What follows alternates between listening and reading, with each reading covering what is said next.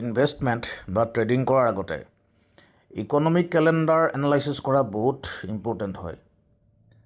আপুনি যদি economic calendar analysis নকৰে বহুত ক্ষেত্ৰত আপোনাৰ টেকনিকেল ছিগনেল ফেইল হ'বও পাৰে। মই ইয়াত চল USD চলানা ইয়াত মই দেখুৱাইছোঁ। ইয়াত দেখা পাইছে মাৰ্কেট ডেপ্থ ইকনমিক কেলেণ্ডাৰ। ইয়াত এটা স্পেচিয়েল ইকনমিক ইভেণ্ট ডিটেক্ট হৈছে। FED ব'মেন স্পীচ, FED মানে ফেডাৰেল ৰিজাৰ্ভ।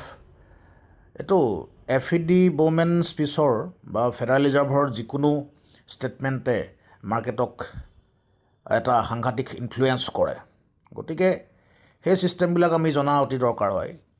মাৰ্কেটৰ কি ইনফ্লুৱেঞ্চৰ আছে, ইকনমিক, পলিটিকেল, চাইক'লজিকেল বা মনিটাৰী, ইয়াত যিবিলাক ইনফ্লুৱেঞ্চাৰ আছে মাৰ্কেটৰ সকলোবিলাক আমি জনা উচিত।